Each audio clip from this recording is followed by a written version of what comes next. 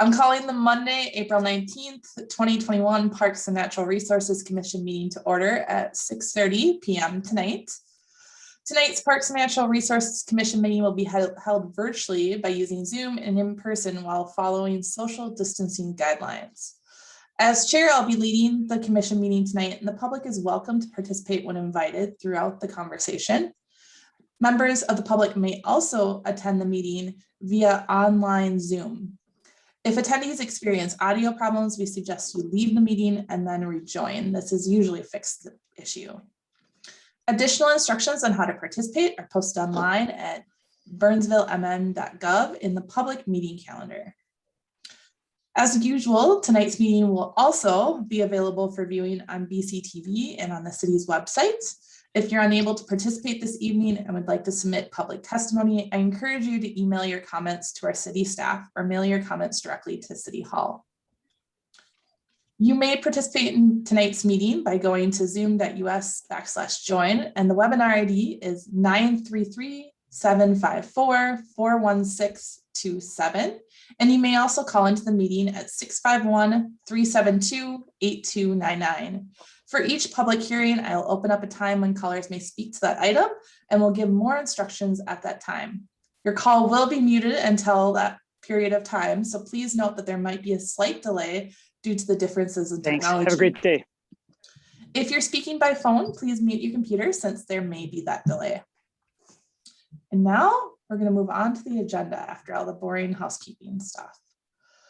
So the first item of the agenda tonight is the adoption of the agenda. Do we have any members of the commission that have any changes to the agenda tonight?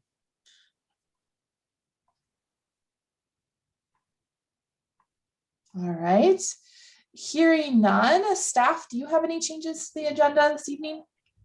Nothing from staff.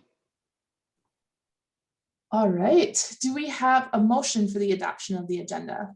I motion to move on with the agenda. All right, thank you, Commissioner Arnold. Do we have a second?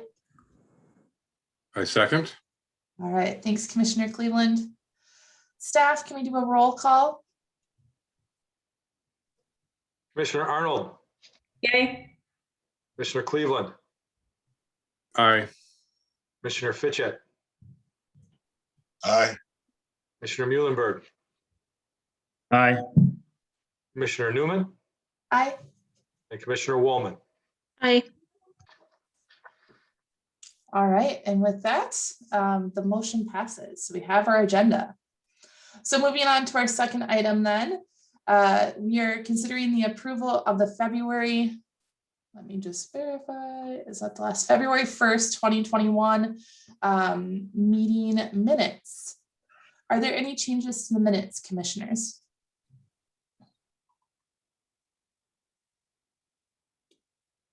All right, staff, are there any changes to the minutes? Nothing from staff. May I have a motion to approve the minutes? I motion to approve the minutes. All right, thanks, Commissioner Arnold. And the second? I second. All right, thank you, Commissioner Woolman. Staff, can we do a roll call? Commissioner Arnold. Aye. Commissioner Cleveland. Aye. Commissioner Fitchett. Aye. Commissioner Muhlenberg. Aye. Commissioner Newman. Aye. Commissioner Woolman. Aye. Thank you. All right, so our next, that item passes as well. And with that, we'll move on to our third item on the agenda, which is citizens' comments. So we are going to ask if there's any members of the public on the Zoom meeting who wish to speak.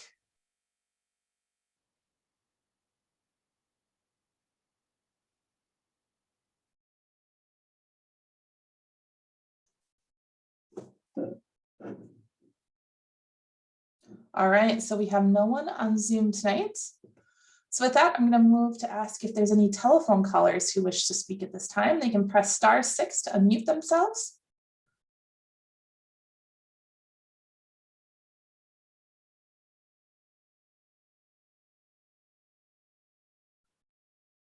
All right.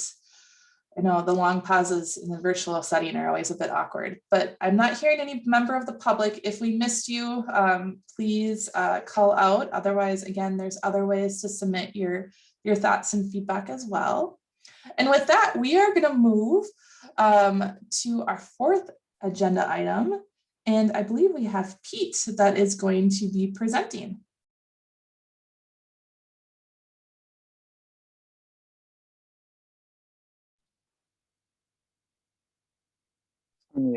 Hello, everyone. Can you hear me?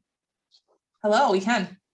Excellent. All right. This whole Zoom thing does work.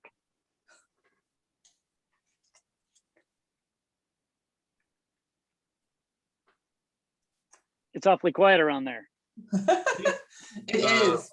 The mic is yours. It looks like we have your couple slides available and up for everybody to see. So if you'd like to go ahead and present us the information you have on Mr. Osiecki. You bet. If you'd like for him to be recognized by the city, that'd be great. So microphone is yours. Rock and roll. Thank you, everyone.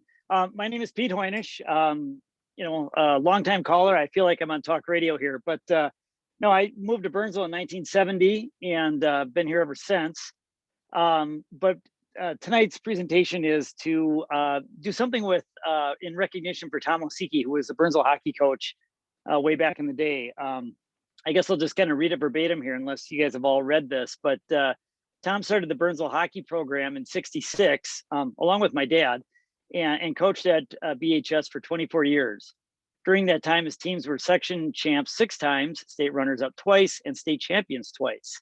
I was lucky enough to be part of the 2 championship teams and one of the runner-up teams. He was named Minnesota Hockey Coach of the Year in '85 and in '86, and was inducted into the Minnesota High School Hockey Coaches Hall of Fame in '95. Tom took a break from coaching high school hockey from 1990 to '95 while he worked as a National Hockey League scout for the Minnesota North Stars, who are now the Dallas Stars. He returned to BHS from '96 to '98 as the girls hockey coach. He then started the St. Olaf women's hockey program and coached there from 2000 to 2004, where he was recognized as the Minnesota Intercollegiate Athletic Conference Coach of the Year, or MIAC, in 2002. Tom returned to BHS and coached the girls team again from '04 to '06. Tom is also a recipient of the Cliff Thompson Award, given to members of the hockey community who make outstanding contributions to the sport in Minnesota. Osiecki also coached football and baseball in the '60s and later served as head coach of the BHS badminton team, winning 4 state championships in that sport. Hockey may be considered a dying sport in Burnsville, or at least a changing one. But a group of Burnsville residents, me included, and former players believe that now is the time to recognize Tom for his numerous contributions to Burnsville and its hockey program. Tom still lives in Burnsville today and has since 1966 when he started teaching at Burnsville. As you know, I'm Pete Hoynish. There are 3 options that I'd kind of like to explore. We started off by wanting to name the arena after Tom. The arena was built, I believe, in '74. It kind of was built for Burnsville high school hockey, and later on all of not only traveling programs but BAC, and that's kind of why we thought it'd be a great idea. But the arena's already been named after Gary Harker, and obviously that would be an integrity issue if we were to remove Gary's name and put Tom's on it. So obviously that's not going to work. One thought was maybe naming it the Ice Center after Tom. But the other 3 options that I think that are more in line would be either a statue in front of the ice arena, naming of the drop-off pickup loop in front of the arena, and or renaming the Civic Center Park after Tom. I've already done some homework on a few of these things. I've gotten an artist by the name of Nick Lagueros. Nick has done some work. He did the Sid Hartman statue that sits in front of the Target Center. He also did the Goldie Gopher down at the U of M. And recently he did the Willard Eichla, who is the former hockey coach Eddie Dyna, that sits in front of Braemar Arena. And as you can see by the pictures there, he's already kind of put together a clay statue of what this would look like. I believe there's another picture there of Sid Hartman, and the statue would look very similar to that in color and texture and all. And that's kind of where we're at. Does anybody have any questions for me?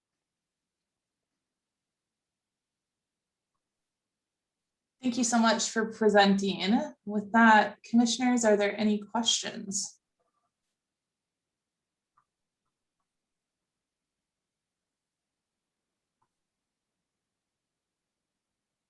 I don't have a question, but I just wanted to comment. I think it's a great idea to honor someone who's put so much time into Burnsville.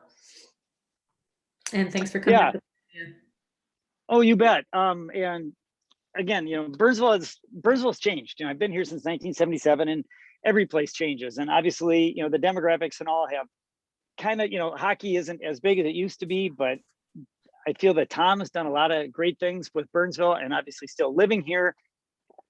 Love to see this happen, before he's not around anymore. We've got a few other things. The football stadium at the high school is named after Dick Hansen and Bob Pates. Both Dick Hansen and Tom have had some great success in the state of Minnesota with the sports.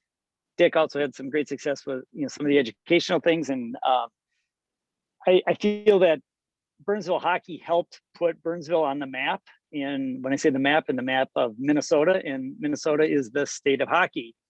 And I think if people think about Burnsville, especially from the 80s and 90s, one of the things that comes up the most either is the Burnsville Center, Buck Hill, or Burnsville hockey. And Tom was the father of hockey in Burnsville, and would just love to see his name or his likeness in a statue somewhere around that arena.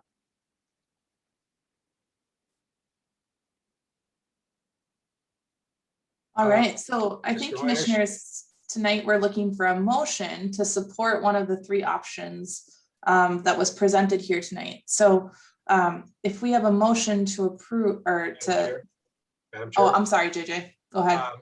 So Mr. Hoynes is looking for support, and in one, two, or all three of the options. And just to give everyone a little bit of background, since we are talking about whatever recognition might be sought after for Mr. Osiecki happening in a park, that is why Mr. Hoynes' presentation has started with you.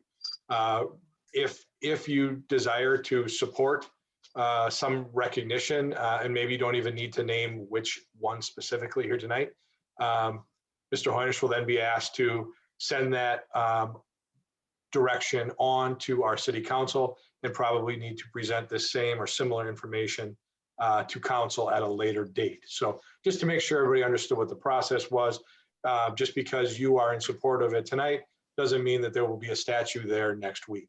So there's a little bit more work that needs to be done, but you're kind of the first step in the process. So. Can I add one thing, JJ? Please. Yeah, in speaking with Dean Mussel over at the ice arena, I understand that there's going to be a 50th anniversary this fall for the ice arena from when they opened. And this would be kind of a cool thing to put together with that reunion, or that anniversary, not reunion, of the ice arena. And Tom was there when it was built, and it would be kind of a fitting thing. And Tom has no idea that we're doing this, but it sure would be kind of a neat thing to put the two together.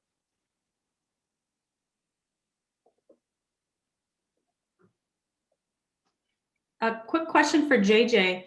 I'm just curious, in the past, when they've done things like this, how do you decide which of the three options you would maybe go forward with? I'm sorry, Commissioner Arnold, go ahead, you can finish here. Oh, I was just wondering if it's been done before and what the procedure was and who decides it. Sure. So I was around when the Rink 1 at the Ice Center was renamed Gary R. Harker Rink. And at that time, the information was brought directly to our city council and kind of leapfrogged the PNRC, because we're talking inside of a facility and not necessarily something that was, I don't know, out in the park, I guess. And so the council actually, gave the direction or the approval on the renaming of that rink. There weren't options associated with that one. Mr. Hoynes and I have had a number of conversations going back 6 months, I think, about other options and what might be the best way to honor Mr. Osiecki and the time and effort that he's put into this community. And like Mr. Hoynish said in his presentation, we've landed on a couple of options. And again, putting a statue in the park can happen. We do statues in our parks. Renaming the loop in front of the arena happened or happens in other communities. And so that's not much of a stretch. If we want to consider renaming the park,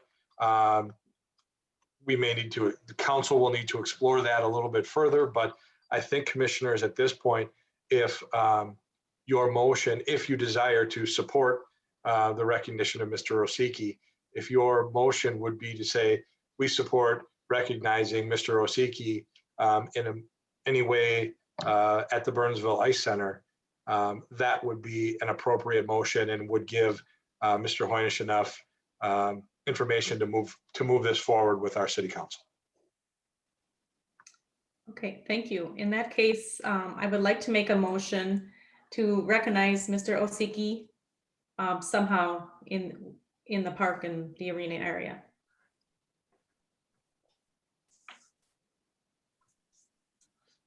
Is there a second as well?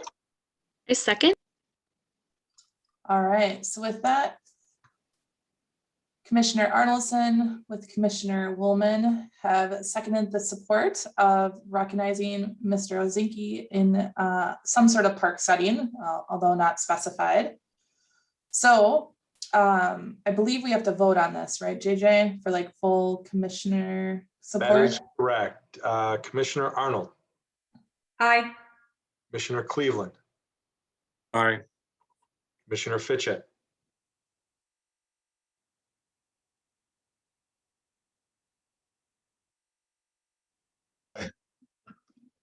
Commissioner Muhlenberg, Aye. Aye. Commissioner Newman, Aye. and Commissioner Woolman. Aye.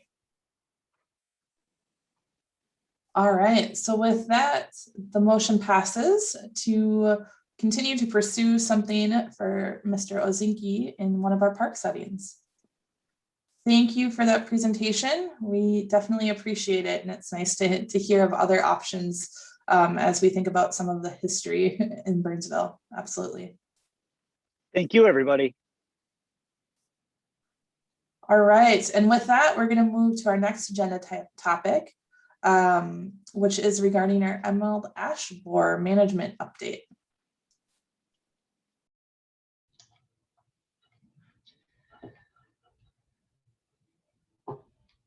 I believe we have a presentation. Yeah, am I sharing my screen or is that, oh, Tina's got it. Yep. Awesome. All right, that's pulled up and I've got my notes here. All right, hi everybody. My name is Linnea Weir and I am the Senior Natural Resources and Forestry Technician with the City of Burnsville. So I work with both Dave Gromish in forestry, primarily on the Emerald Ash Borer Management Program. And I also work with Caleb Ashling on habitat management, water quality projects, all sorts of different kinds of projects. And so I am here to present an update. I wasn't 100% sure what the audience would be like tonight. And so if for some reason I don't go into enough detail and you have questions that I don't address, then I'm more than happy to connect with you after the fact via email or phone call. And then I think that at the end, if you have questions, that I can try to answer them as well. So with that, I think we can move on to the first slide. So again, not quite knowing the audience, I imagine that many people here are very familiar, but just in case, I feel like it's good to start at the very basics. So emerald ash borer is an invasive beetle. Pictured here is the adult but it's the larva that eats the inner bark of ash trees, which kills them within 2 to 5 years. And it's, been widespread and spread rapidly throughout the Midwest and the East Coast. And so this has, it's a serious impact, tons of different kinds of impacts on the environment, on our, our social impacts with our need for trees and a good canopy within a city, and related economic impacts as well. So next slide.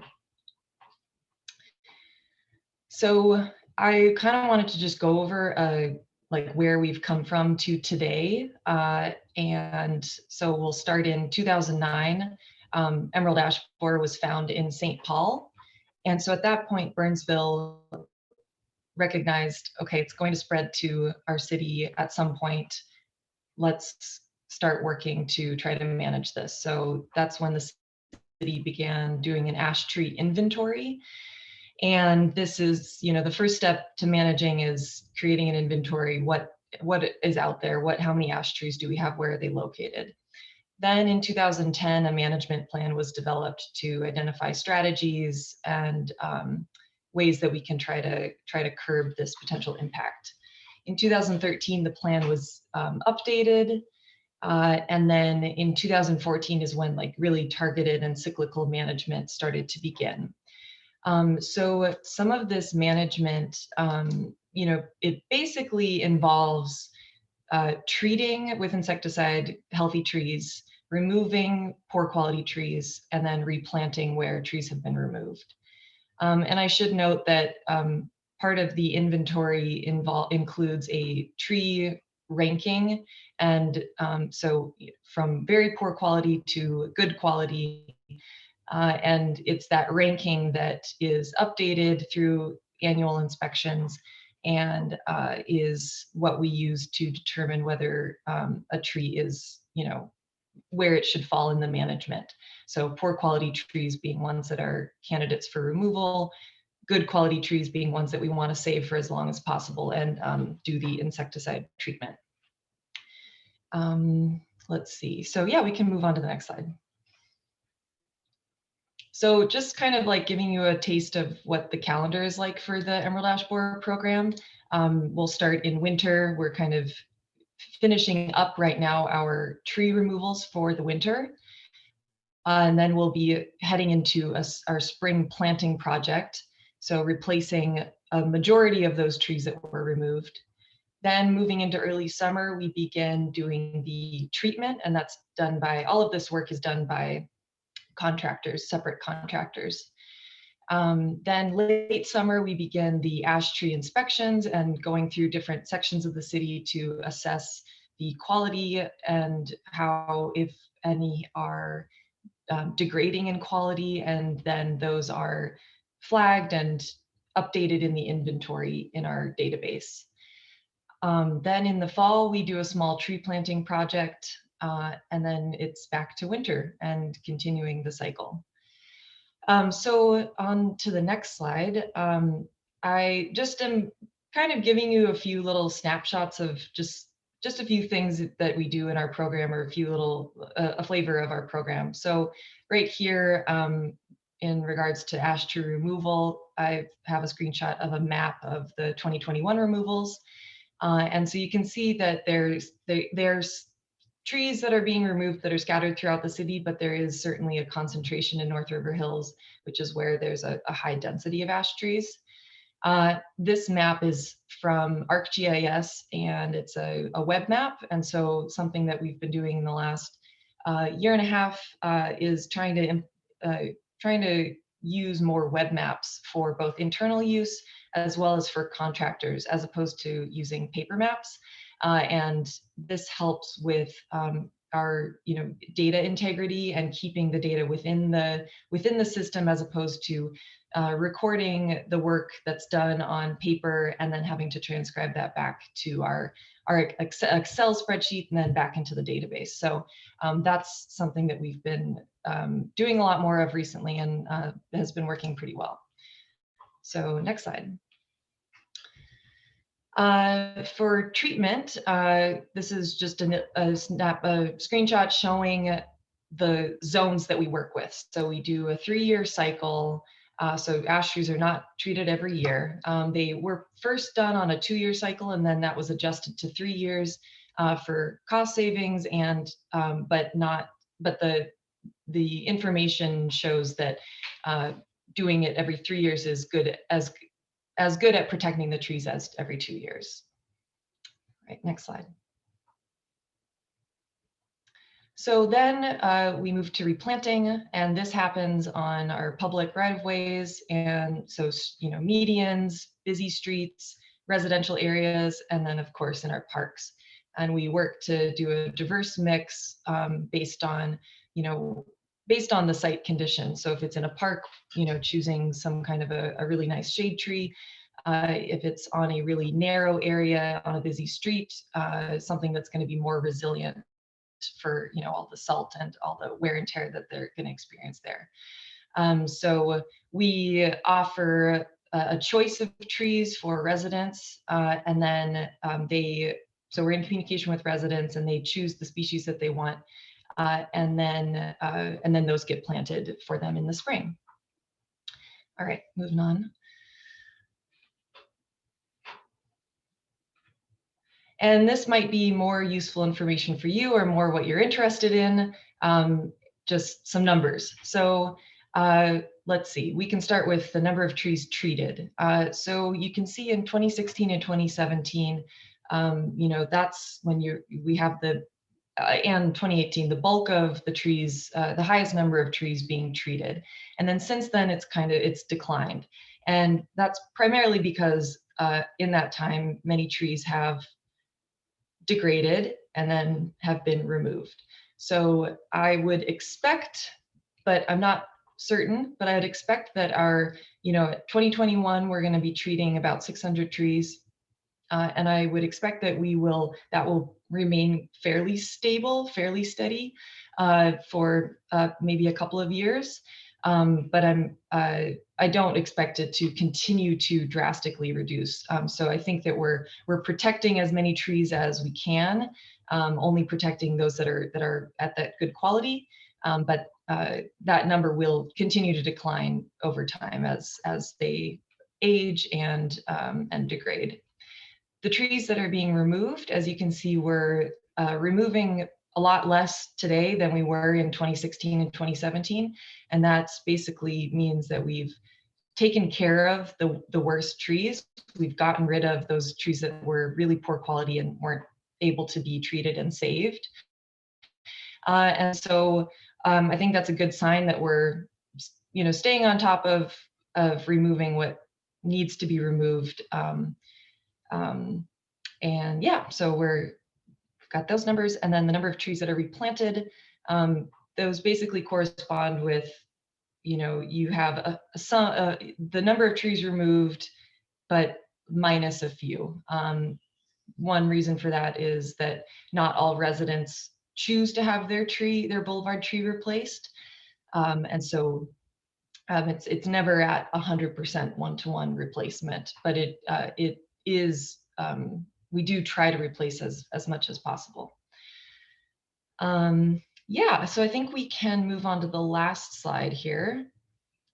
And so just sort of going forward, we plan to continue doing our treatments and removal where needed. You know, the goal is to try to save as many ash trees as possible. But when we do have to remove, then we'll replant. We'll continue to do outreach with residents about private trees.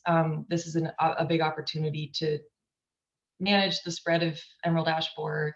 And so we do some outreach through the Burnsville Bulletin, the website, and then also through our inspections process when our forestry team is out and about and noticing a private tree that does not look healthy, might have emerald ash borer, and then we conduct inspections and reach out to residents to try to fix the issue that way. And then the last thing on here is just another thing that we're kind of looking towards is how to improve connections with HOAs and commercial properties and the private trees there. That's another area where it's harder to establish communication with them if we notice ash trees that are potentially infested with EAB. So we're going to work to try to improve that connection and communication to try to address some of the ash trees on those properties. And I think that that's it. And so just again, if anybody has questions now, I guess, I don't know how much time I have, but I'm happy to take them now or follow up via email at any point as well. Yeah, thanks, Linnea. This is Mark Cleveland here, and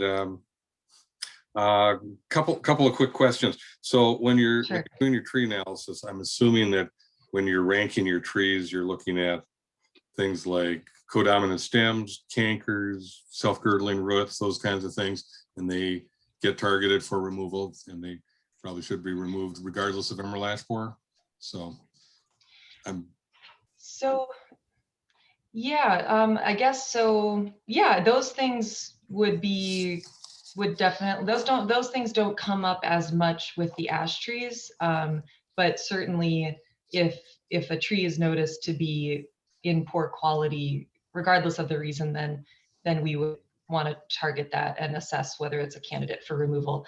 But in my experience with the ash trees, it is primarily those very classic like woodpecker damage, very poor leafing out, so a really, really thin canopy, and then lots of dead branches as well. I'm guessing probably at the top too, where you see woodpecker start with the emerald ash borer. Right.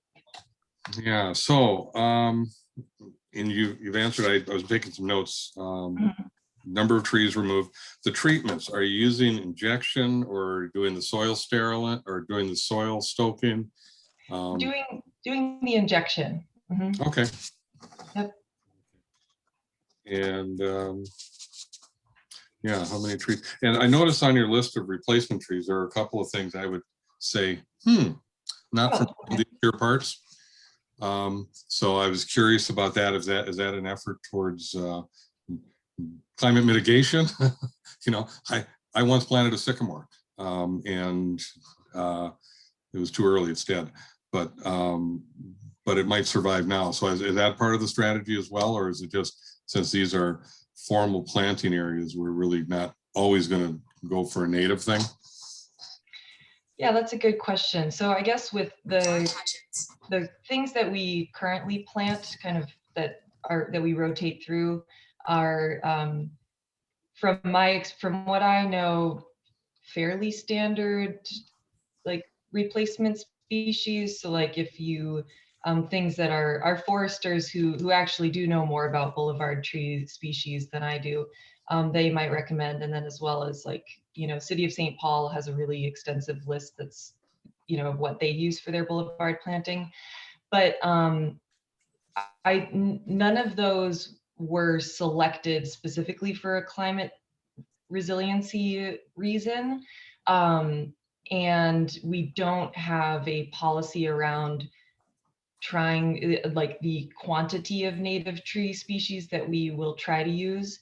It's kind of the site appropriateness argument, where if a native tree can do well in an area, then as a team we would like to plant those. But then there are certain areas or certain like you know, preferences for aesthetics that might go into play with planting a non-native. But I think there might be some changes in this going forward as we develop our natural resources master plan update. There might be some more formalized language around, you know, tree species selection. So that I'm not sure what that will look like entirely, but that would be, I'm curious to see how that will play out. I'm assuming the reason for the treatments also is tied to, there's only so much we don't want to do in, let's say, in North River Hills. We don't want to see a completely, and we don't want it to look like Des Moines after Dutch elm, you know, because every tree on the street was elm. And so we're saving some to keep and then gradually replacement, as opposed to taking on that capital cost all in one foul swoop. So if that sounds like a very reasonable strategy. Good. Yeah, that and the the trying to maintain some canopy just for, for the environmental benefits that a canopy creates as well. Yeah. So, all right. Well, thank you. You're welcome. I guess on a similar note to Mark is there any ratio or kind of like percentage of different variation of trees, just so like talking about Dutch elm and, not overloading just one specific species, another outbreak or so the next thing that wipes out such and such species of tree. Is there any kind of ratio or percentage that you're looking to get the diverse species for the boulevard trees? So yeah, I think that prior to when I arrived at the city of Burnsville, there was an inventory of the non-ash, at least in the section of the city, that outlined what is the current ratio. But then currently we don't do like a super analytical proportion planting. We offer, so like for the residents that we offer, and we don't know what they will choose, we try to offer different species each cycle. So for example, if you offer red maples one year, it's pretty guaranteed that a lot of people will choose red maple as their preferred tree. And so then if we're the next year, we would we wouldn't want to offer that species in an effort to, not only have red maple throughout that entire block. So we do think about it and but not in a really analytical way. And then I guess in terms of park planting, where I'm making the decision about what's being planted, that I will look at our map and see, okay, what's here. There's a lot of hackberry here, so let's plant something different, for example. But that is a good point to bring up. And so I'm glad that you asked that question, because it is a good point to bring up. Who is responsible for the management of the trees once they're planted? If they're boulevard trees, is that still on the city? Is that still on the city, or is it a cooperative thing with the homeowner, landowner, commercial facility? Trees that are on public property are maintained by the city. When they're first planted, we ask residents to water them during the summer, but the actual pruning is done by our foresters. And then this year we did we had a contract to do some targeted tree maintenance in South River Hills area to try to. So we might be doing more of that contracting out and hitting different sections of the city with more routine pruning and maintenance. Thanks.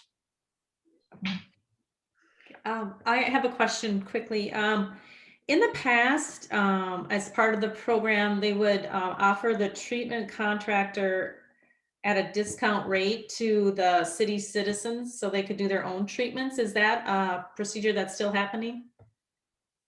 It is, yeah. Yes, and so we work with, so that company is Rainbow Tree Care, and let's see, I wrote something down here. We had a little summary meeting earlier this winter, and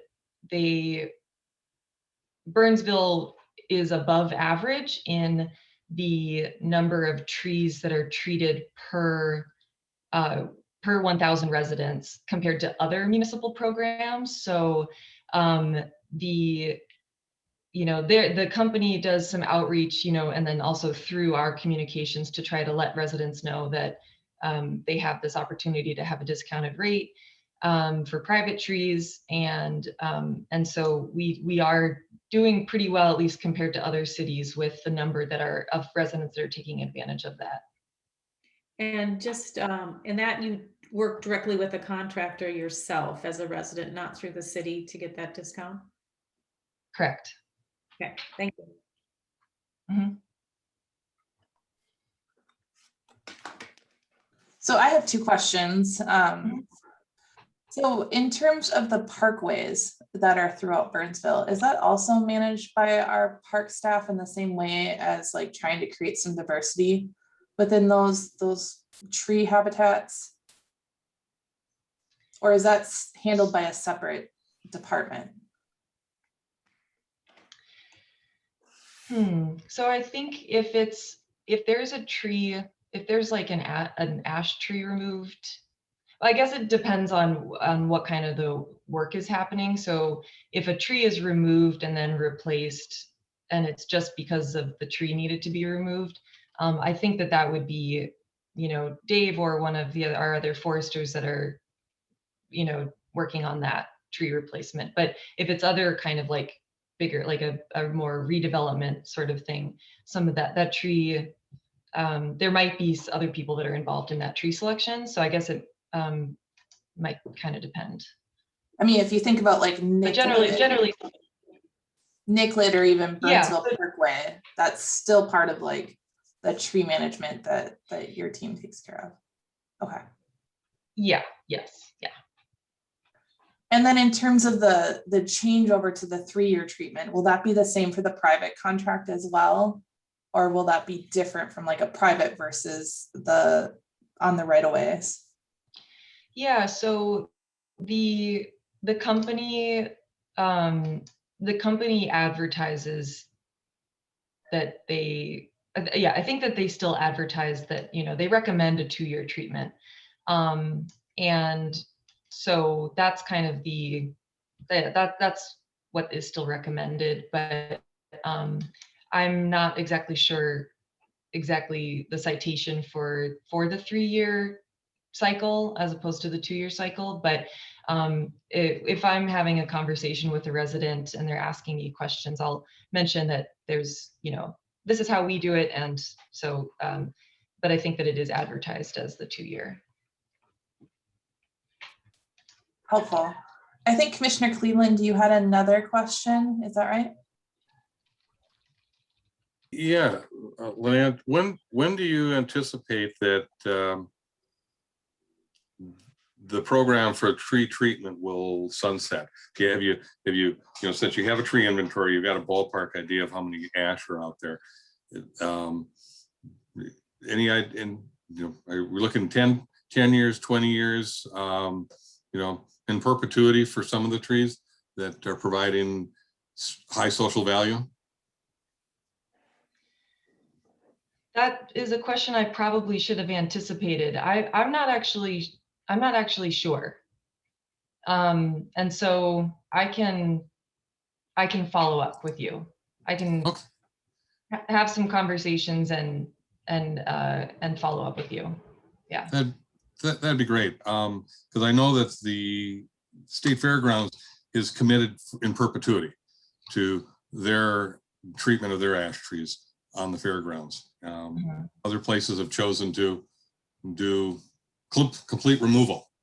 Town and Country Golf Club up in Minneapolis. And so it's, and I think striking a middle ground makes the most sense. But at some point there may not be a lot of ash around, or we may end up getting just insect resistant ash that can tolerate it.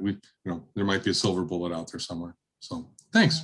Look forward to it. Well, yeah, I guess I mean, our plan right now is to continue doing treatments as long as a tree is healthy and it's still a good candidate to be treated. So it, in good quality, then we plan to continue treating it, but I don't know what if there is a cap on that. It's sort of open-ended, but definitely at the moment continuing with the multi-pronged approach and not trying to remove all at once, but also recognizing that yes, there will come a day when there are very few ash trees left. So I suppose at some point the program, it would come to an end in its current state at some point.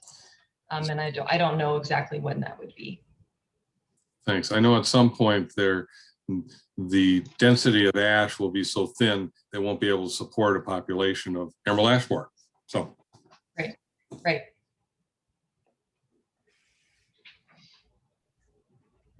I had one more question.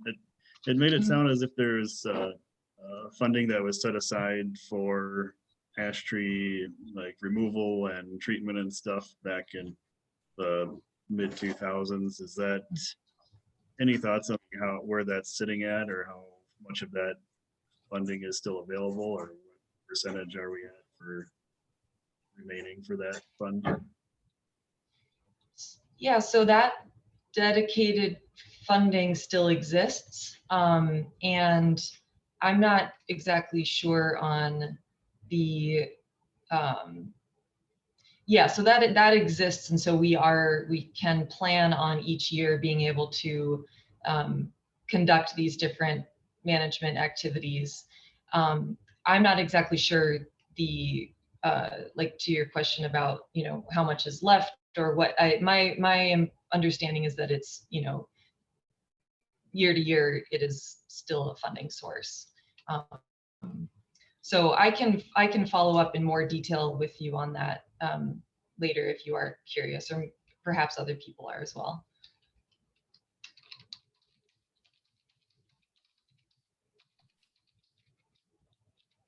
Great. Any final questions on this particular topic? There's no formal action required from the commission tonight for this.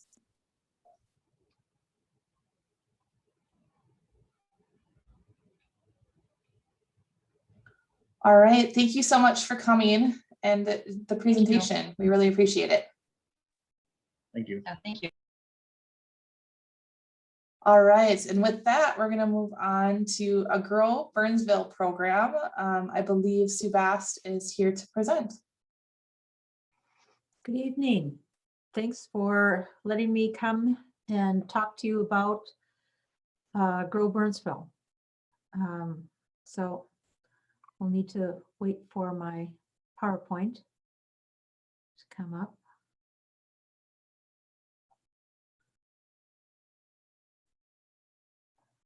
Great. My name is Sue Bast, environmental specialist and sustainability coordinator for City of Burnsville. Next slide. And the last couple of years, we've been working very hard on conducting a sustainability plan update. And that was approved. The new sustainability plan was approved November 2nd. And shortly thereafter, there was an opportunity to apply for a grant through the U.S. Conference of Mayors.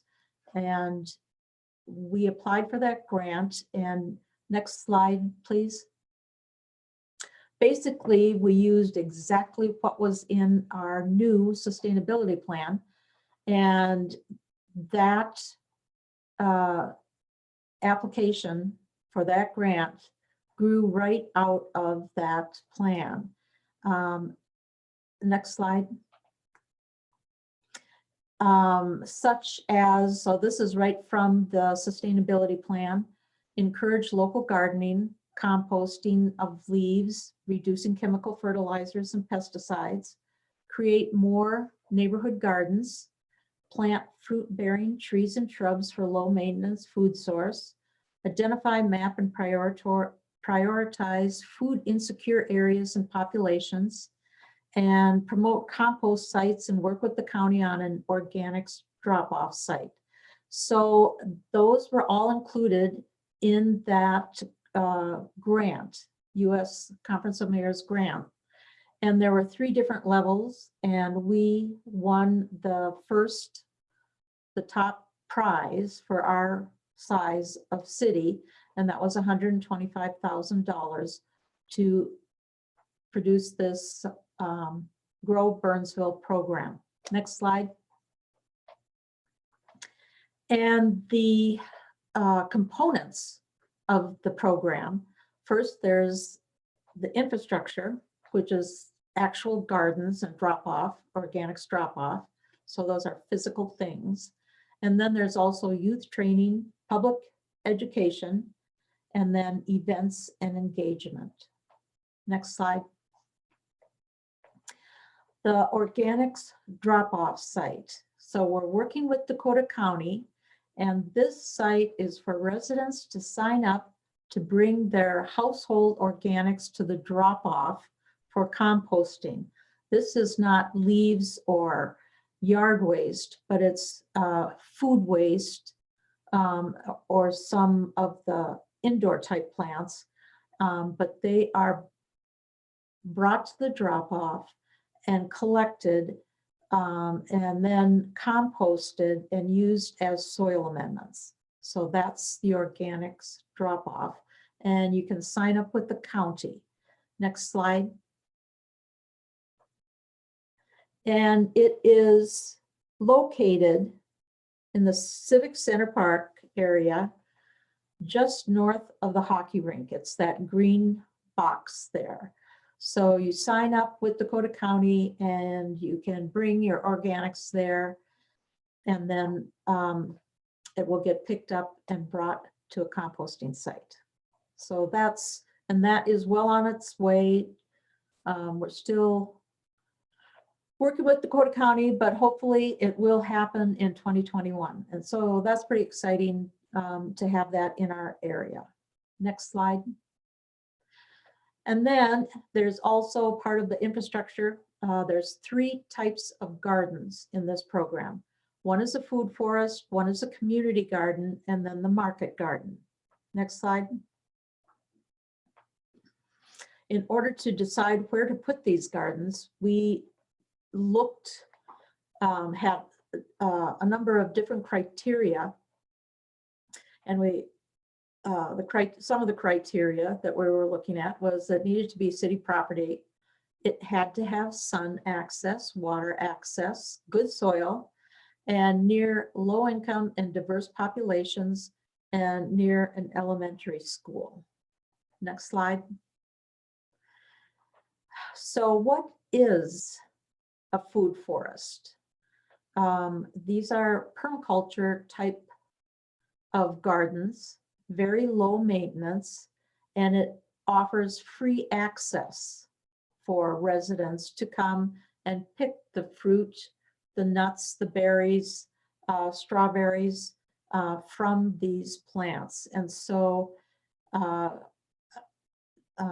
if you're walking along and the sidewalk and there's apples, you're welcome to pick the apples or whatever fruit is available. Next slide. And the food forest, there will be this is the garage. It's in Civic Center, and it'll be just north of the garage. And there also will be a portion by the trail, by the sidewalk, by Nicollet Avenue. There'll be some raspberry bushes, I believe, in that area. But the food forest north of the garage will have all kinds of different fruit trees, wild plum, apple, pear, and different kinds of, I think there's going to be a butternut tree and different kinds of berries, elderberry, gooseberry, I think. So that's the food forest. Next slide. And then there's the community garden, which is more familiar, and we'll be building on our existing community garden infrastructure to encourage residents to engage in physical activity, and then they'll have healthy fruits and vegetables. And it is based on similar way of how we handle the community gardens that we have now, and residents will sign up for plots in that garden. Next slide. And this new community garden will be in Crosstown East Park. And as you can see, there's quite a bit of townhomes and multifamily around the area. So we're hoping and excited that that will offer opportunity to a number of people to be able to grow their own vegetables and produce. Next slide. The market garden is it provides education and internship opportunities for youth. So we are looking for around 5 young people interns to work in the garden. And we also will have a garden manager. And so that they can learn how to garden and then how to deal with the produce that comes out. And we don't have that determined quite yet, if it will go to like a food shelf or if it will perhaps go into like a school backpack program. But we'll work with young people to learn to grow produce. Next slide. And this is where the market garden will be. Again, Civic Center, and we will be taking the hockey rink out and putting the garden in. And just north of that, as you remember, will be the organics drop-off. So that's the area for the market garden. Next slide. The training area that will be going on for the market garden, as I said, we'll have a garden manager and they will be doing site preparation, installation, maintenance, and then promote entrepreneurship. And that's with the market garden. Next slide. Okay, so that was the infrastructure. Now, garden education. We will be promoting gardening at events. We'll be looking for a champion for gardening, a volunteer position, a champion for composting, again, volunteer. And then we already have set up a website, Grow Burnsville program page website with garden tips and information. Next slide. So the first thing we've done is make some garden starter kits. And these are, it's a little bag with information about the program with a card, a basil bucket that you just add water and grow basil, pollinator packet seeds and some vegetable seeds and a little bumblebee tattoo, I believe. So, and we'll be giving those out at different events, tree sale, native plant sale, May Day run, so different places like that. And it'll also be in the Burnsville Bulletin, and people can pick them up at City Hall front desk. Next slide. So we would like to engage the people around the community or community garden area, and we'll be sending postcards to them so that they know that there's an opportunity to grow vegetables. We'll put yard signs in the park. We'll have a presence, a table or a presence at different events and hand out the garden starter kits. And we are planning to have a chef in the garden that will be making different foods from the produce. Next slide. Timeline for events. We would like to have a groundbreaking, but we are still figuring out exactly when that will be. So that'll to be determined. The tree sale, like I had mentioned, will be giving away starter kits. May Day run, again, distributing the kits. Native plant sale will also be on the, participate with Party on the Plaza. And the harvest party will be where we have the chef in the garden. Next slide.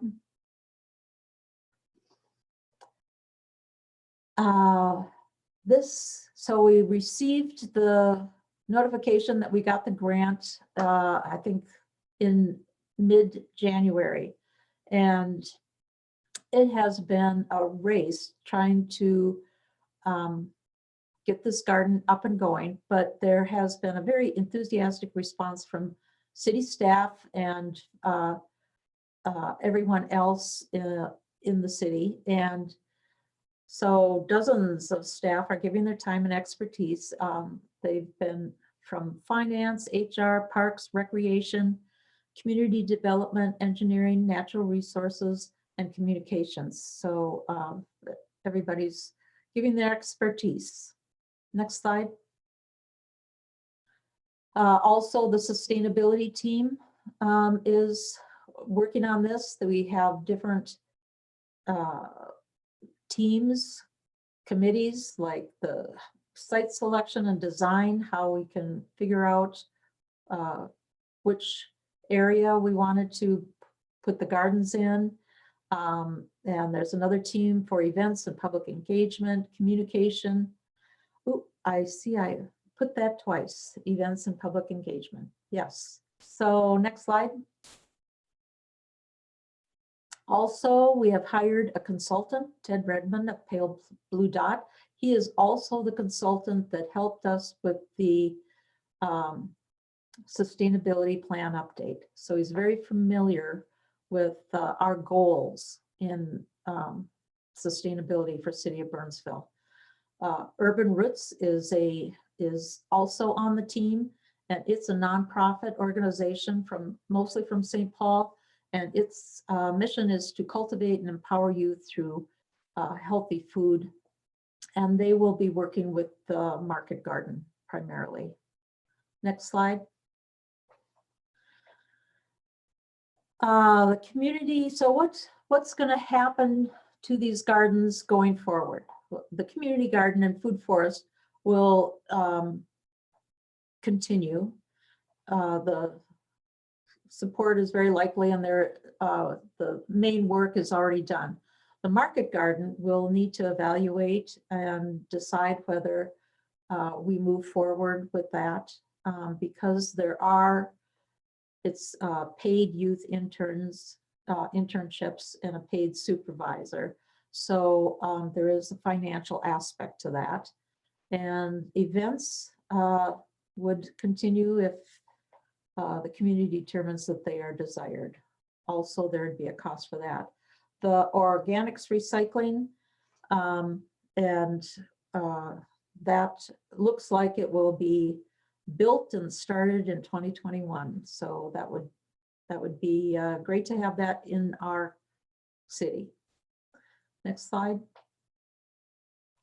So that's all I have about the Grow Burnsville program. It's been so fun and exciting to move forward with it. Any questions?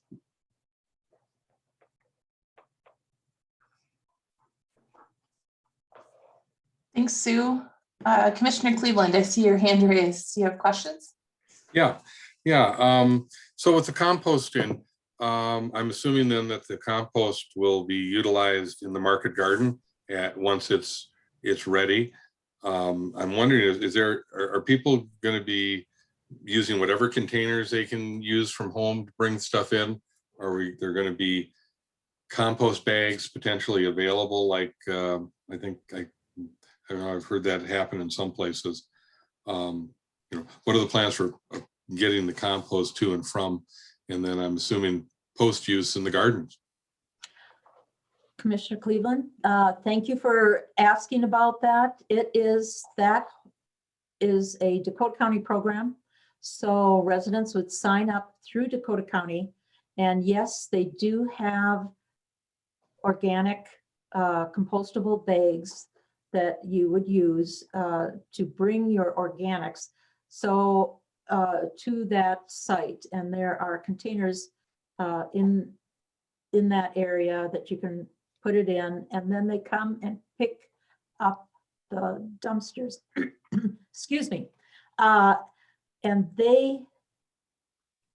that material goes to a composting facility. So it is not going to be directly into our market garden. However, in the future, it would be a good idea for us to like top dress the garden with that compost. So it would be sort of a circular type of use. It'd be great to do that. Great, thanks. I have a couple questions. First, congratulations on the grant. That's fantastic. It looks like a great program. Just to question, how is the forest garden going to work? Who's going to take care of it? And do people have to sign up to take food out of it? Or is the plan just you're there and it's ripe, you just grab what's there? And then on the community gardens, do you sign up for the lot, or do you have to pay a rent on the lot space? How's that going to work? Commissioner Arnold, the food forest, yes, that's exactly right. Nobody needs to sign up for the food. You can just go there and take the food, take the produce or fruit or nuts.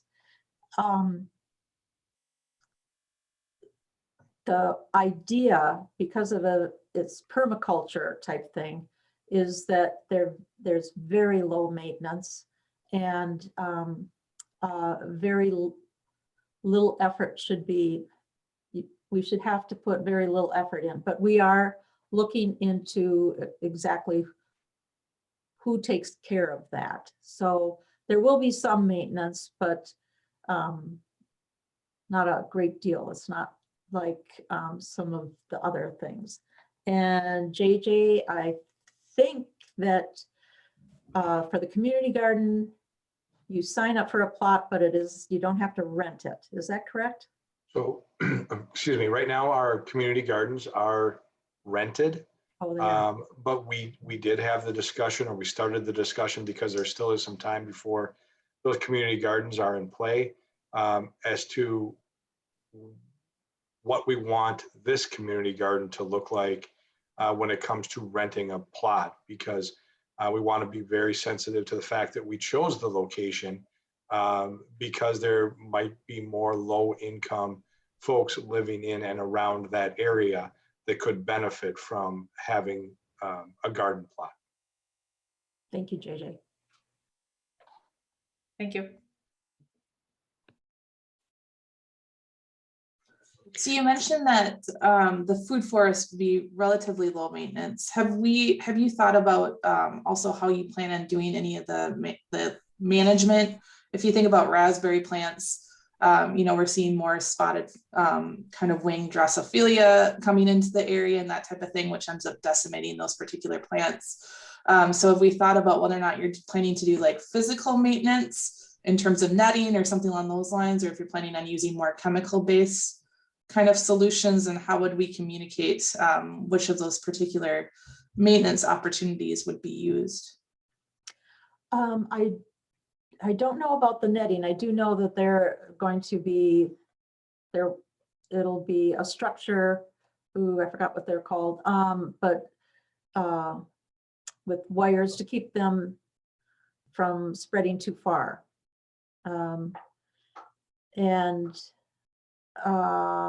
That is all I know right now. We are continuing to have meetings, like it's very fast pushing forward here. So that's a good question, and I'll bring it up. We have a meeting tomorrow. Great. Garden I mean, when we design think meeting. about apple trees and that type of thing, right, there's usually some sort of maintenance, regardless of, the apple trees are relatively low maintenance, as are raspberry plants. But if we think about some of the possible pests that come with that, it might be good to start thinking about, how do we convey how those particular plants or whatever they might be, right? Do they need to be rinsed when you get them home? Can you eat them right from the plant? Those types of pieces as you're thinking about a food forest. I know that they are not planning any kind of pesticides or herbicides. Okay. That's great. So I guess my next question is composting. It's great. I think we've been talking about it within this commission for at least a couple of years. So really excited about that. have, you mentioned it's the county that's doing the composting. So would any of that composting that's dropped off, do we know if that would be available for residents to use in terms of, opportunity to supplement some of their own gardens or even some of those community plots? That's a very good question. Right now, I believe that is not really an option. It goes to the composting facility, and they sell compost, but I don't believe that they have the ability to give that compost back. I think that's a great idea, though. There should be, I mean, if you help to create it, it'd be nice if there was some discount at least when you get it back. So, but at this point in time, I don't believe that that's the case. Okay. Would there be room to teach citizens of Burnsville how to compost and give them their options for like free low cost classes that they wanted to learn? Yes, and in fact, I believe there are different classes through like school district programs, and I think the county puts on, I know they have MRC, which is Master Recycler and Composter. So they have classes for that throughout the county, and I believe Burnsville was included in that for one of the educational opportunities. So yeah, it's continues to be an interesting topic, and a lot of people are very interested in it. And myself as a gardener, compost is like black gold. It really does make a difference in your gardens. So yeah. And then if this program is successful, would there be opportunities to expand it into other parts of Burnsville as well?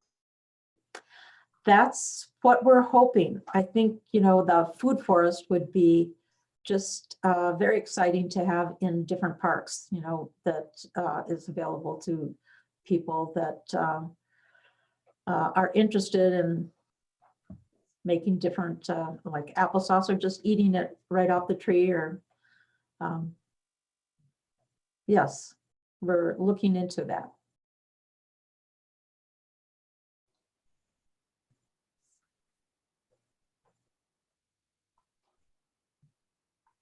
Commissioners, one last thing as it relates to the Grow Burnsville. Obviously, this is very new yet very fresh, and we are still working on when the food forest and market garden and community garden are all going to open. But one of the items listed in your annual work plan is that we participate in grand opening of park-like events. So when that day comes to open up the market garden or open up the new community garden or food forest, you can be assured that you will be invited to attend and be part of those events and activities.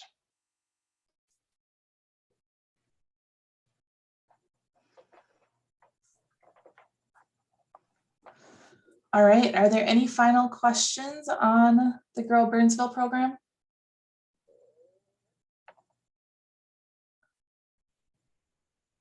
One final question, maybe, if somebody is out there listening and wants to be willing to help maintain raspberry plants or apple trees or anything like that, is there somebody that they could get in contact with? Absolutely. You can contact me, Sue Bast, and we are going to be looking at volunteer opportunities. We would love to work with volunteers to maintain and educate. We're hoping we can work with Dakota County Master Gardeners and bring in other volunteers to help educate and be educated. So yes, that would be great. Chair Newman, to expand on that, I believe the youth internship positions are still open and available if you go to burnsville.org, as well as the market garden supervisor position that is available this summer as well. So there are opportunities out there. Really exciting. So assuming that there's no additional questions, thank you so much for your presentation. It's really exciting to see that start to come to life. Well, thank you for letting me show you what's going on. Thanks. Bye. All right, so with that, there was no need for any formal action on that particular agenda item. And that means that we're moving on to miscellaneous. So I believe our next meeting is scheduled for June 7th. However, staff, are there any other updates that we want to discuss today? Commissioners, I have nothing else, but it sounds like if I can get Linnea Weir to provide us some updates, I will include those in this miscellaneous area for that June 7th meeting as well, because it sounds like there's 2 or 3 items that she's going to be following up on. So I'll have her do that. Great. All right, so at this time then, I would like to request a call for adjournment of the Parks and Natural Resource Commission meeting for tonight.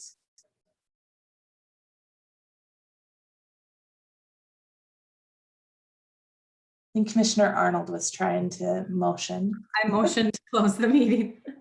All right, thanks, Commissioner Arnold. Is there a second? I second the move to adjourn. All right, thanks, Commissioner Cleveland. And with that, JJ, can we do a roll call? Commissioner Arnold, Aye. Commissioner Cleveland, Aye. Commissioner Fitchett. Aye. Commissioner Muhlenberg. Aye. Chair Newman Aye. and Commissioner Woolman. Aye. All right, with that, the adjournment passes. Have a good night, everyone. And thanks for tuning in to our April 19th Parks and Natural Resources Commission meeting. Good night.